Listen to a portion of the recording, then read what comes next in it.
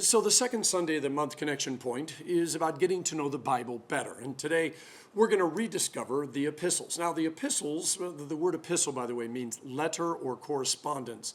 And they're the ones that go all the way from Romans up through Jude. Now in a day before there was email and phones and things like that, the only way to communicate was to write a letter, which was a tough job in and of itself, because you either had to write it on animal skin or you had to make paper, which was not easy, and then ink was a whole different thing.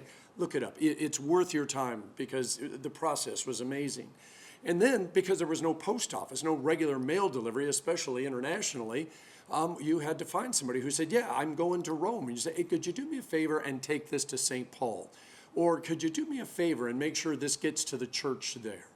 And so they would take off. Now, the early church, by the way, didn't have a seminary or theology books other than the Old Testament.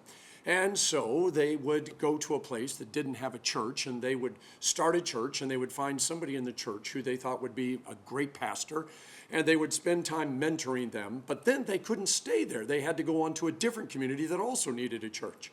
So that new pastor has got jillions of questions.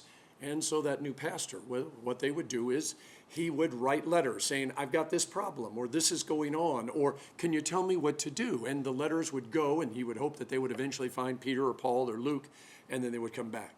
Now, the epistles always followed a similar structure. There was the greeting, there was some theological instruction, some encouragement, and then they closed with final greetings, prayer, and a blessing, because obviously they knew the people they were writing to. And so they were saying things like, hey, it's been a long time, or I hope to come back and see you. Now, the epistles are divided into categories, and the book names usually tell us who the letters were written to. So obviously Romans, written to the church at Rome, Colossians, written to the church at Colossae. Now, Romans through Philemon were written by St. Paul. He writes the majority of the epistles, obviously was writing a lot. Then there were Peter, who wrote 2 epistles, and John, who wrote 3. And then you've got Jude, that was written by the brother of James, who was the brother of Jesus. Now, by the power of the Holy Spirit, and within each letter, we hear the earliest Christian teaching, right from the apostles.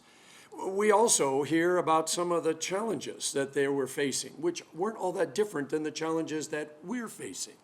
We get an idea of what life was like in the early church, and what the pastors and the people, well, when they woke up every morning, what they had to deal with. And so these letters are a treasure trove for us to learn from.